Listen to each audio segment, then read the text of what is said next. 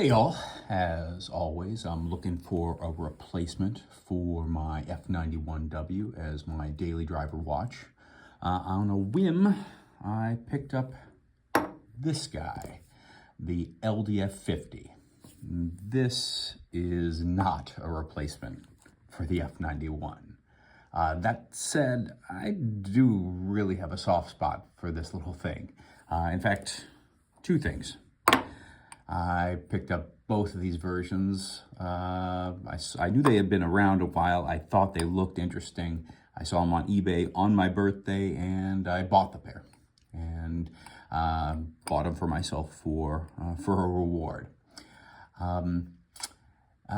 Full disclosure, after I got these, I saw a review by a YouTube channel called SmolWatch. On YouTube. It's better edited and really funnier than anything I'm going to do. So I'm linking to it. I don't disagree with anything that SmolWatch said. So this is somewhat of a companion or at least follow on to that video. So great job there. When you pick up the LDF-50, you really notice two things. Number one, this is obviously a small watch. Now I have a 16 centimeter wrist, and when you put this on, I've only got two or maybe three holes left on this, and I have a small wrist, obviously. So if you have anything approaching a 7-inch wrist, this is not gonna fit. So compared to the F91, this is, the height is actually not the dimension that is small. The height is actually fairly tall, or at least compared to the F91. So it's taller than the F91. In terms of width, it's maybe 2/3 of that size. Now, comparing to a G-Shock Square, nobody has ever done this. These are totally different watches. It's about the height, maybe it's a little bit taller than the G-Shock Square, but it's like literally 50% the width, maybe just a hair over. So it's a very skinny, long watch, and that's, you know, totally a normal. That was the aesthetic design of this. Now, the second thing you notice from with the LDF-50 is that the watch is clearly about aesthetics as much as it is about horology. On the horology side, the aesthetics is the function, the primary function. So you've got this Pied-Mondrian looking button placement that's on the front, no buttons on the side, and that's entirely front-facing. The LCD has these series of concentric rings that count up or down or disappear or appear every 10 seconds. And that is this kind of Nouveau Art Deco aesthetic that it's really love it or hate it. I love it. Obviously, why I picked this one out. On the complication side, from a horology perspective, this it's not really that feature rich, totally adequate. So it has the normal time mode. It's got an alarm, a single alarm. It's got a stopwatch. It's got a dual time that I would claim that nobody ever uses, and that's about it. I do like on the stopwatch, the concentric rings count up and down very quickly, so it looks kind of like a pebble tossed into a pond of water and kind of disappears and appears. But that's how that looks. So from a feature side, from a complication side, this is very similar to what the W96 or W800 have. Just single alarm, stopwatch, dual time, etc. Really from a pain in the butt from a daily driver perspective is there's no buttons on the side, so you have to like look down and forcibly press one of these small buttons very intently. So that's really a negative. There's no operation without looking at it. you have to be intently looking at it. On the plus side, the water resistance is pretty good. Note that it doesn't say water resist on the cover at all. You have to go to the back, and it's 5 bar water resist. So that's 50 meters. That's you know, this is a three. The F91 is a three bar. So this is actually better than the F91, even though it doesn't even say water resist on there. So that's great for that's pretty respectable. I think 50 meters is really the best trade-off. I've said it before. So that's pretty respectable, but really it's the aesthetics that you get this thing for. You might have seen I chose the movie Drive as a title card image for a reason. Now that movie, it's a pretty good crime thriller movie in and of itself. But it's a love story. It's fine. But if you took out the visual style of that movie and it really and focused on either just the love story, it's adequate. Just like this is an adequate watch. And if you took out the visual style, it would be nothing. But because it's got this cool aesthetic that makes the watch just like Drive is made by its 1980s visual style and cinematography. I've said it before. I started this channel, I said at the beginning, as a way to see if I can find a replacement for the F91 as a daily driver, and really try to distill what makes the F91 so great. So all of the watches that I've ever gotten for this channel have been bought with the purpose, or at least possibility, that they could replace the F91 as a daily driver. These are the only two in my collection that I'm like, I bought it knowing these were never going to be a daily driver. I just think they're cool. It's pretty obvious. These are just too flashy, unique, and in fact, these are the most conservative of the colorways that are theirs. But this could never. I knew this was never going to be the daily driver. Yeah. So going to the different colorways, if you Google the Casio Poptone lineup, it comes up with a number of different styles, starting off with this this rectangular version.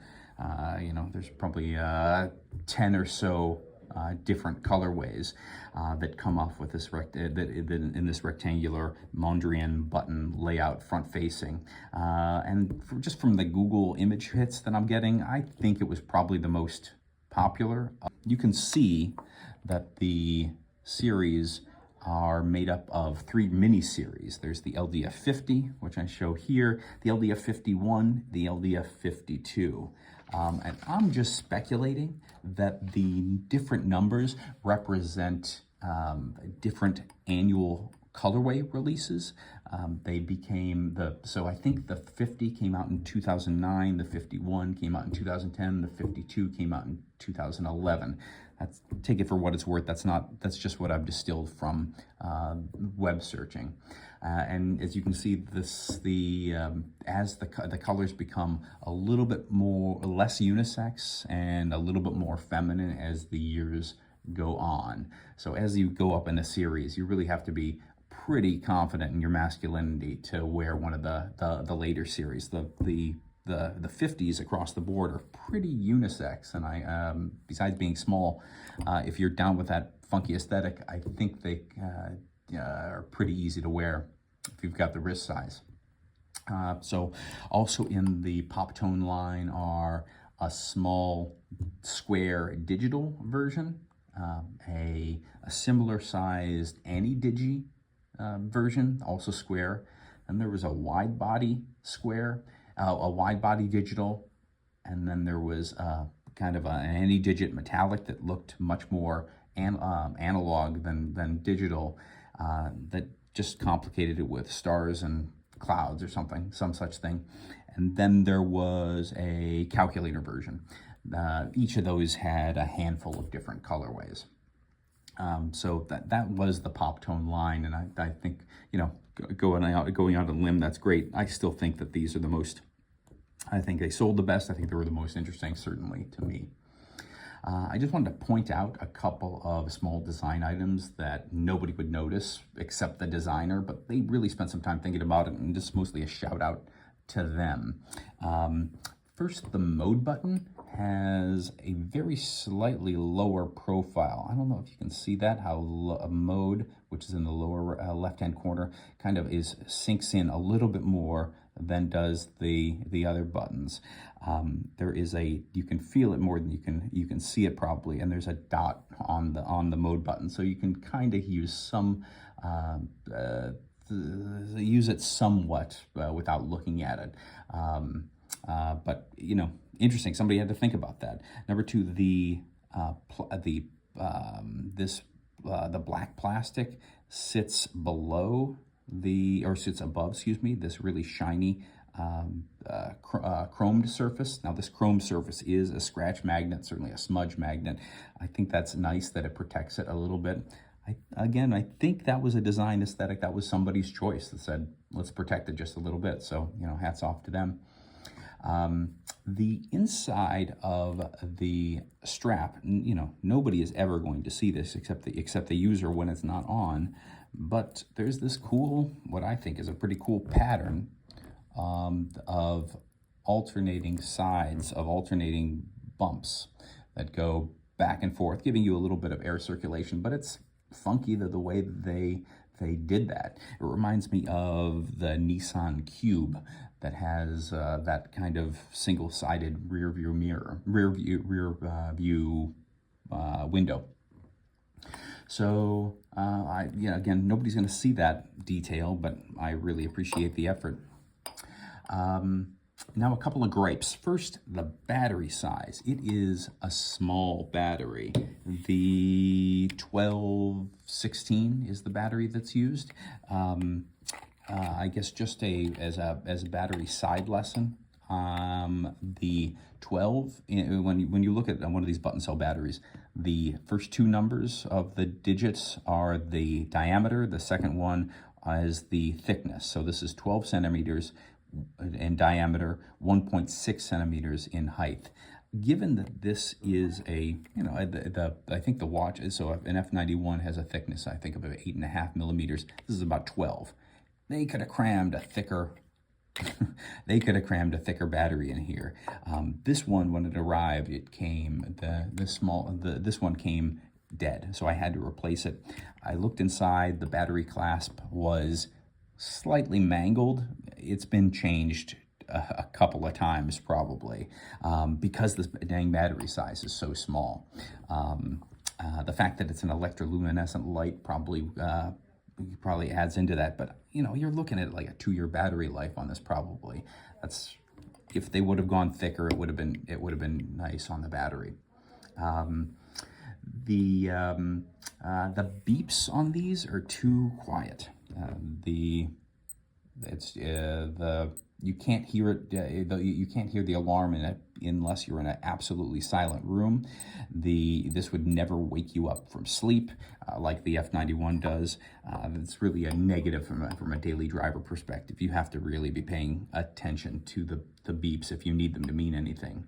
I don't know if that's a design of the problem with the design, or the fact that it's got this tiny battery maybe interacts on both of them. Some of my unisex type watches that from Casio have the same problem, where it's just not a loud beep. The electroluminescent, I'm sure you're not going to be able to see it, but it is also very weak. I don't know if, again, is that a battery problem? Is it a design problem? Also, I know electroluminescents start to fade over time, so that's also a possibility. And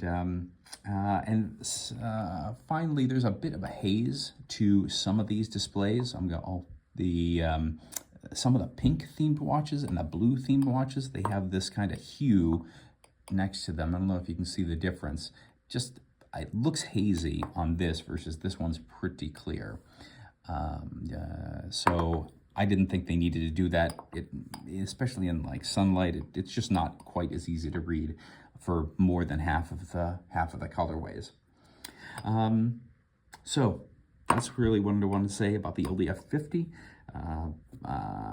Just really a shout out to these old glimmers of design aesthetic from the Casio lineup. You don't really see that in them being this funky, or Casio's line being this funky in today's day and age. You've either got fairly simplistic to manufacture versions, so they'll take an existing big seller and slap a different plastic, molded, just a different colored molded plastic, or they will like surface print on graphics to an existing model, or reissue something that has been done before,